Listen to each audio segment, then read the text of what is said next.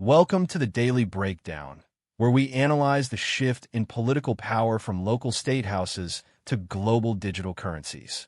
We are starting in Michigan, where the field for the 2026 gubernatorial race is already beginning to take shape with a newly released list of potential candidates.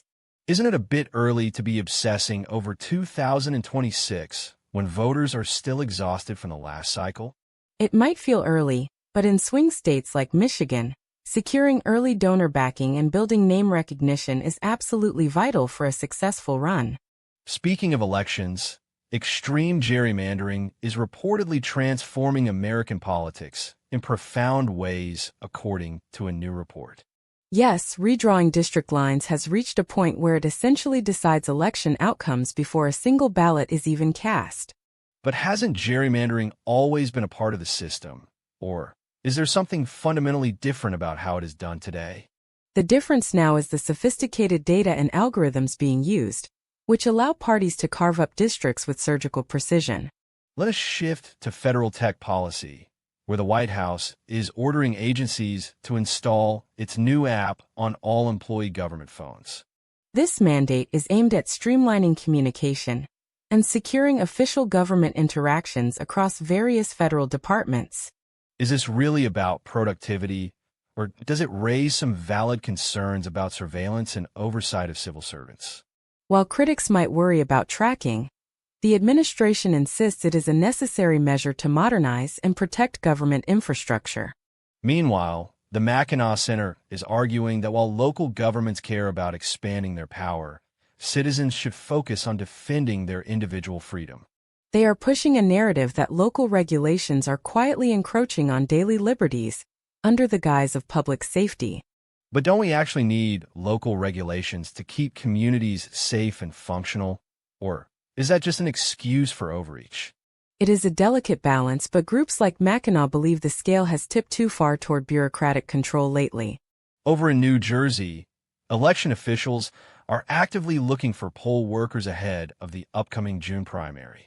They are facing a critical shortage and are trying to recruit citizens to ensure the voting process runs smoothly and securely. Why is it suddenly so difficult to find poll workers? Is it just low pay? Or are people afraid of the political tension? It is likely a mix of both, which is why state officials are offering incentives and appealing to civic duty to fill those roles. Out in California, lawmakers are suddenly eyeing seats on the Board of Equalization, a tax body they almost eliminated entirely. It is quite a turnaround. After stripping most of its power, politicians are realizing the board still holds significant influence over property tax assessments.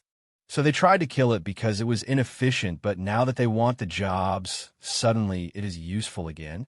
Exactly. It shows how quickly political calculations can change when valuable elected seats are on the line. Now let us look across the Atlantic.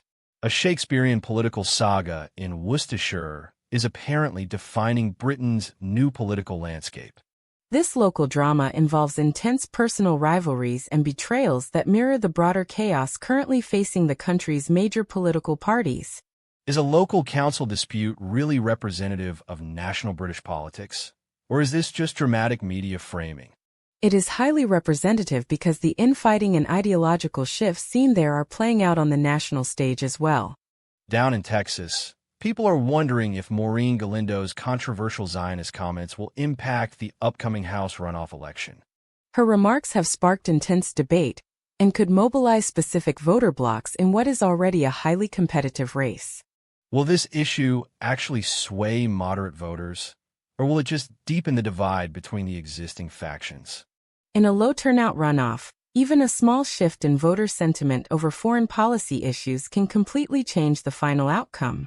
In international tech news, Tether has announced plans to launch an official stablecoin in Georgia with direct government support.